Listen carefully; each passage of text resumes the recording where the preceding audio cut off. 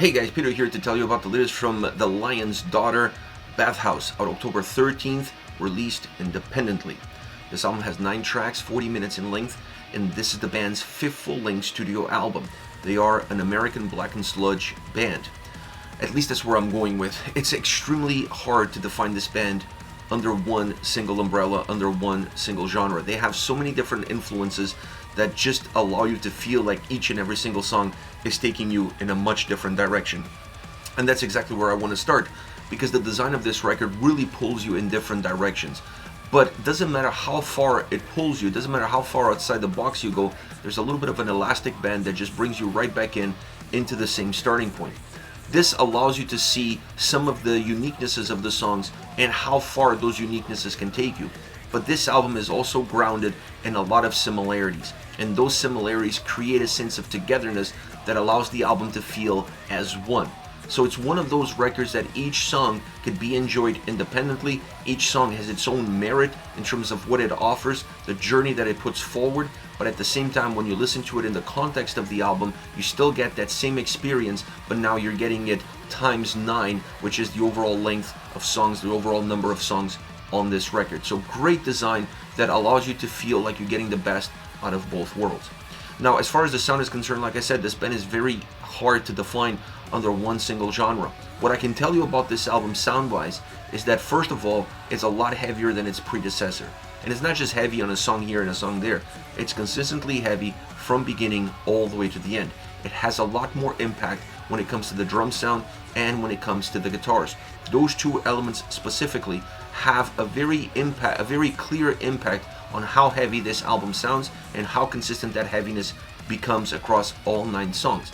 Now, this doesn't mean that the album just lives off of those two elements, because as you would expect from this band, they're still going to go outside and pick up other elements like their synths. The synths are a big part of the sound of the band in the past, and it's definitely going to be a big part of the band's sound in the future. The difference for me with this record is that I feel like the synths overall are more of a layer. They're more of a part of what the sound is all about. They're more there to create a sense of atmosphere in order to better place the songs. They are not the album. The sound is not living off of it. The sound is living with it. The guitars and drums definitely play a much bigger role in how you're going to perceive the overall soundscape and the heaviness that that same soundscape gives. But that's not to say that the synths don't have an impact. It's just that, like I said, it's more a layer, it's more an impact in the atmosphere, and that impact also changes from track to track. While the drums and guitars stay more consistent across all 9 songs, the synth sound changes quite a bit. In some tracks is used as an intro. That intro then moves into a very deep layer of the sound, almost covered by everything else that is happening. In some cases, that synth sound becomes a little bit more predominant, not necessarily driving the track, but a little bit more in the forefront, so it's a little bit more noticeable. In some tracks, you can barely tell that there's some synths within the song, so it just varies. It's very mobile. And this allows you to see what I was talking about in terms of the structure, that there is commonalities, but the differences from track to track allows you to have some ebbs and flows. It allows the album sound-wise to be a lot more appealing and not one-dimensional, even though it's using the same ingredients, just changing the recipe with every single track. Now, the guitars, like I mentioned, heavy. I like the guitar sound on this album, not just because it's heavy, but there's also some thickness to it. There's some great hooks guitar-wise, and I like a little bit of that roughness, that sludginess, that dirt that the guitars have at times. Almost pushing, in some songs, when you mix in the synths with that specific guitar sound, you're almost pushing a little bit more of an industrial experience. But it works really well because it's not pungent. It has more of a subtle aroma to it, and it works well with the tracks, with the composition, and it doesn't take anything away from that consistency of heaviness that this album really puts forward.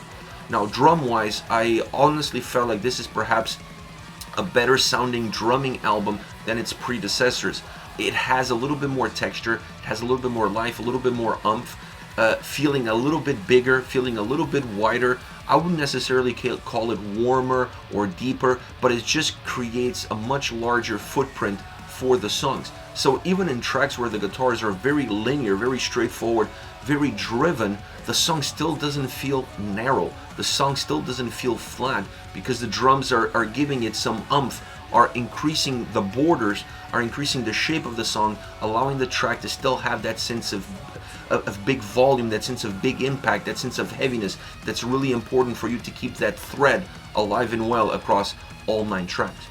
As far as the vocals are concerned, I love the heaviness of the vocals because that also adds to the overall heaviness of the album, but I also like the sudden changes that happens, or the subtle changes I should say, that happens throughout the record. Sometimes a little bit more industrial, sometimes a little bit more electronic, sometimes a little bit more aggressive, a little bit more intense.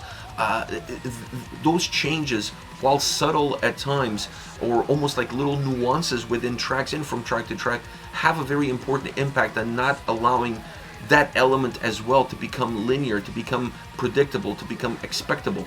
It does give you a sense of consistency because they don't go that far off of the beaten path, but if you're paying attention to what they're doing, how they're impacting the individual songs, you start to see those nuances, and that is enough for you to feel a little bit better and not necessarily look at the vocal performance as as repetitive, as redundant as perhaps you would otherwise.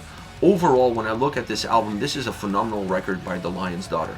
I'm going to go as far as to say that this is 9 Inch Nails for a brand new generation. They really have that essence of thinking outside the box, of not being afraid of adding things that perhaps you don't think that would work, of thinking in a creative standpoint in terms of what the creativity takes you. That is what the song becomes, not necessarily putting borders, restrictions on who they are as a band or who they are as artists. And because of that, because of the sound, because of the journeys that this record has, that's where I draw the comparison with 9 Inch Nails. I think there is something there to be said about how one band really takes a little bit of the other, and this record from that standpoint really hits the mark on all single elements. Now, as far as favorite songs are concerned, I want to start off with Liminal Blue. It starts off with a very Stranger Things synth sound, and that synth sound from that opening, then it drops and it becomes a very deep layer in the song. It doesn't disappear, it doesn't go away, it just becomes a very deep layer within the track, and that allows the guitars and drums to come on top of it, and that heaviness, that more consistent heaviness to the overall experience. Now the vocals come across with a little bit of an electronic element to it. This gives the song a little bit of a darker feel, but it's a very methodic track, so it's a track that has this ability to feel dark, gloomy, doomy, but gothic as well, and even industrial. So it's a really a big blend of different elements. You have some Paradise Lost elements, you have some Ministry elements, you have some 9 Inch Nails elements. I mean, this song really feels like a gumbo of different genres, of different bands, of what their DNA is, put it together in a way that creates the Lion's Daughter's DNA. And that is how this song comes across. To add to all of this uniqueness, not just of sound, but of atmosphere, because it is a very dark, gothic, gloomy, doomy song from start to end.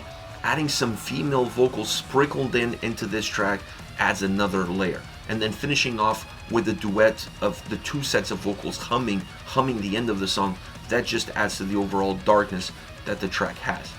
Next we have Rerouted, definitely a heavier song, but a heavier song that depends a lot more on the drum sound. Not as much on the guitars. The guitars feel a little bit more linear, they feel a little bit more driven, they feel a little bit more simplified. They don't have that same impact as far as the overall heaviness of the track is concerned.